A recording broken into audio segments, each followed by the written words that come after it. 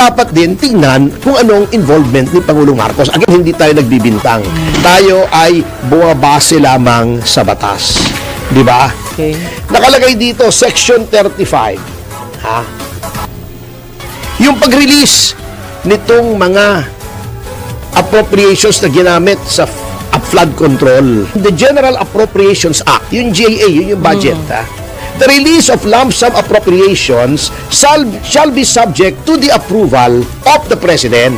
Oh. Ibig sabihin, ang Pangulo ang Final say. nag-approve noong mga lump sum. Opo. Ayun yung lump sum, yung bigla. Hindi nakalagay kung para saan. Hindi itemized sa madaling salita. Itemize, yes. Kaya itong mga ito, ang kailangan dito ay aprubahan ng Presidente. Oo. Kasi nasa discretion ng President kung kailan, kung i-release at kung kailan. Opo. Yan. Kaya po, yung sinasabi ng iba, hindi ko na sinasabing totoo ito ha, na hindi pwedeng wala ring kinalaman ang Pangulo doon sa flood control kasi yung ginamit po sa flood control, yun yung mga unprogrammed appropriations na siya ang nagpaparelease. Tuwa tayo ha, na ginagampanan ng ICI ang kanyang trabaho. Yes. Kanya lang, siyempre, bilang isang abogado, being a member of the Philippine Bar and an officer of the court, katungkulan natin na saliksikin at suriin yung mga ginagawa ng mga ahensya ng ating pamahalaan. Ayun. Kahit na ang mga ginagawa niyan ay gusto natin kasi nga andyan na. Opo. At si Romualdez ay iimbestigahan na. Sapagkat talagang ang daming nagsasabi, hindi ko sinasabing guilty siya. Okay. Ang sinasabi ko lang na hindi ko ikakaila ay noong panahon niya bilang speaker ay nagkaroon ng insertions doon sa budget. Kaya nga nagdemanda po kami sa ombudsman. Ayun. Kung natatandaan nyo, Opo. kami ni na former speaker Alvarez, di ba? Opo. At saka sina Jimmy Bondok, yung Citizens Crime Watch, kaya nagdemanda po kami. Opo. Oo. Pero yung tungkol sa infrastructure, it remains to be seen kasi ang daming ang nagsasabi, hindi naman pwedeng gawin yan ni former representative na ngayon, Opo. na Saldico, nang hindi nalalaman ng speaker. Because the speaker is on top of the situation. Ayun, yun lang. Yan. At tinuro na rin siya, di ba dati, wala nagtuturo sa kanya. Oo. Pero, unang-una, tinuro siya ni Curly Discaya. Opo. Although sabi ni Mr. Discaya, wala naman siyang direktang contact o transaction kay Speaker Romualdez. Opo. Pero, ang nagbigay ng missing link ay si Gutesa. Ayun. Yan. Ngayon, may nabasa ko na sinasabi nila, imposible yung sinasabi ni Gutesa na yung mga maleta madadala niya sa loob ng Valle Verde o ng tahanan ni Saldico. Martin Romualdez. Martin Meron Romualdez. ditong gumawa ng computation hinahanap ko Gumawa siya ng computation na pwede pala sa mga maleta. Yan. Nakakasya. Ito, hinahanap ko nga kung saan ko nilagay itong computation na ito. Mamaya, mahahanap natin Opo. kung anong nangyayari rito. May computation na Ang mga sinasabi rin ng mga tao, etong mga nangyari sa unprogrammed appropriation Opo. ay dapat din tingnan kung anong involvement ni Pangulong Marcos. Again, hindi tayo nagbibintang. Tayo ay bumabase lamang sa batas. Di ba? Opo. Kasi, ito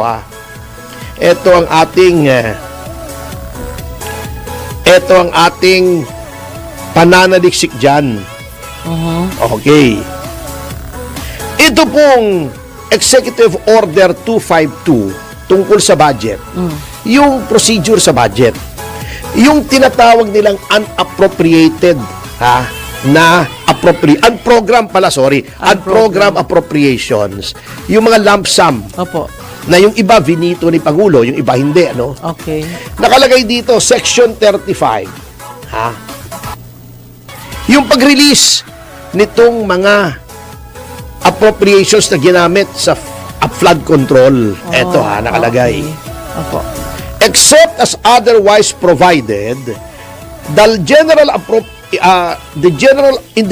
Appropriations Act, yung GAA, yun yung budget, the release of lump sum appropriations shall be subject to the approval of the President.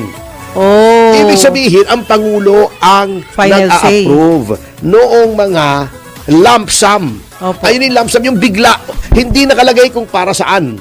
Nakalagay na dito, flood Package control. na, parang Halimbawa, ganun. X billion. Opo. Yan, package. Hindi Package na sinasabing siya. sa Bulacan ito, Oh. o sa Camarines Norte, o sa Tawi-Tawi. Yan. Walang mga notice kung para saan. Oo.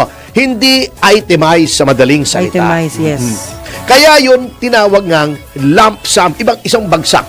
Di ba? Parang pag nag-retire ka, di ba? Opo. Pag nag-retire ka sa gobyerno, may mga ahensya ng gobyerno, yung sweldo na tatanggapin mo in 5 years, halimbawa, ang iyong sweldo ay 100,000 isang buwan. Opo. So, 1.2 million in 1 year. So, 1.2 divided by times Times 5, five. 6 na milyon. Opo. 6 na milyon. Ibibigay sa iyo, di ba, isang bagsakan. Isang bagsakan. Hindi sinasabing ito para sa 2004, 2005, di ba? Oo. Opo, opo. Isang bagsakan. Then 5 taon kang walang pensyon, on the 6th year, saka magkakaroon na- ulit ng pensyon, di ba? Ayun, Okay. tatapusin mo. Kaya itong mga ito, ang kailangan dito ay aprubahan ng presidente. Oo. Kasi nasa discretion ng president kung kailan, kung i-release at kung kailan. Opo. Yan. Kaya po, yung sinasabi ng iba, hindi ko na sinasabing totoo ito na hindi pwedeng wala ring kinalaman ang Pangulo doon sa flood control kasi yung ginamit po sa flood control, yun yung mga unprogrammed Ayun. appropriations na siya ang nagpaparelease. At sa dami noon, di ba, nung isang araw, diniscuss natin yung sinasabi ni dating Supreme Court Justice Carpio Opo, opo. na sa 480 plus na bilyon, kakurampot lang ang vinito ng Pangulo. Doon kinuha yung mga kapwitan na nangyari ng lahat ng ito. Yung bilyon-bilyon na yun, doon nakuha. What if may representative ang Pangulo? Pwede ba yun? Hindi, siya may Office of the President talaga. Hindi pwede. Oh. Ngayon, etong kay Gutesa, mabalik tayo kay Gutesa. Ito Opo. may nag-compute. Okay.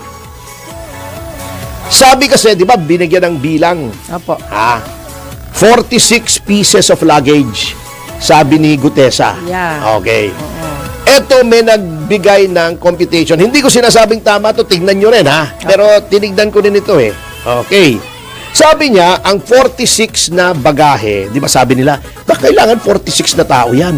Oo. Hindi naman daw. Yan. Unang-una, isa-isa lang daw ang buhat. Siyempre. So kahit 2 tao lang, may gulong pa daw. Di ba yung mga bago ngayon, may gulong. Hindi na mabigat. Oo, yun. hindi mabigat. Yan. Oo. Ang average daw, ayon sa pananaliksik nitong taong ito, bawat isang maleta, yung malaki, Opo.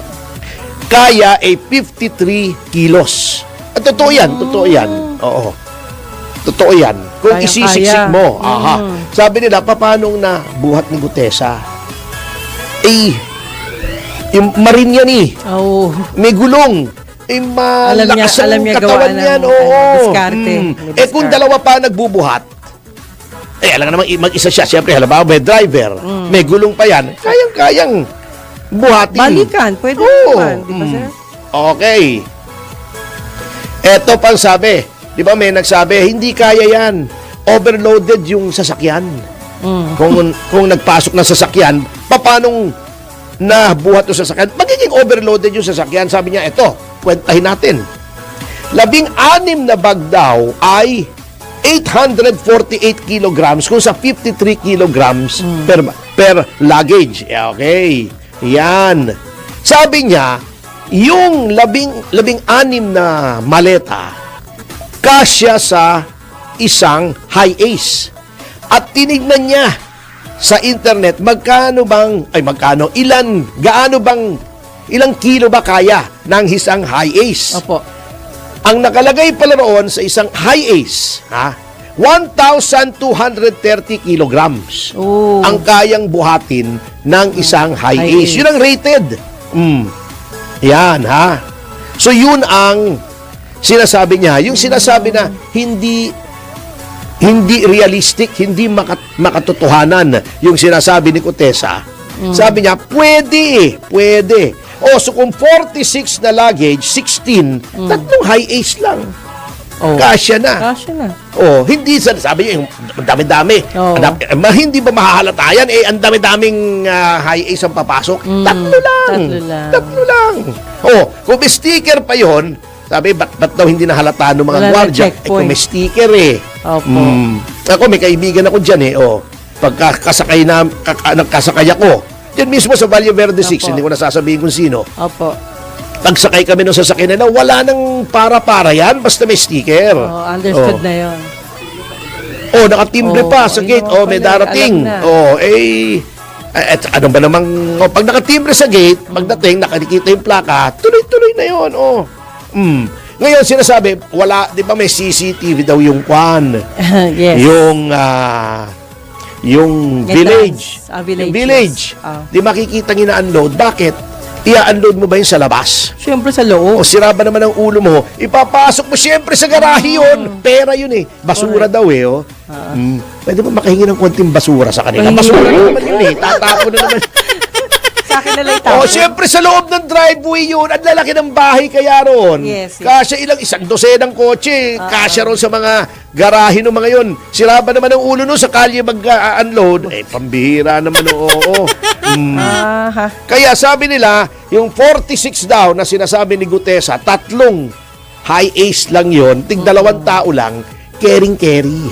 May gulong di ba? Opo. Baka nga hindi lang tatlo kasi kung ganun karami na, bilyon na pinag-uusapan mo, gasino ba na naman?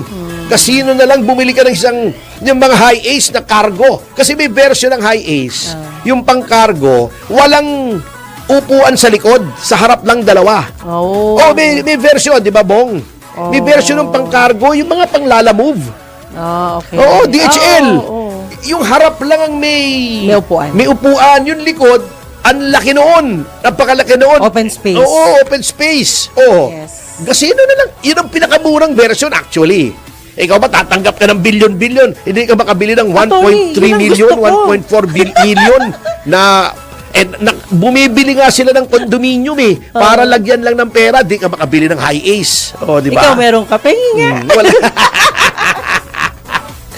Hindi, naisip ko yan, yung Yun ganyan, ang sinasabi. open Ito, space. nahanap ko na yung kwenta dito sa dito sa high ace. So, sabi nga nila, realistic. Yes. Yung bago, may lumabas pa palang retrato sa social media sa isang nakuha? pagpupulo. Ito, Tabang Bicol na parang akap yata ito na si Saldico at si Speaker Romualdez kasama si Gutesa. Yun nga, tatlo sila Di ba? Ibig sabihin, nakita mo na pala yun. they Ibig know each sabihin, other. Yes. So, talagang makatotohanan Opo. yung sinasabi ni Gutesa. Ngunit,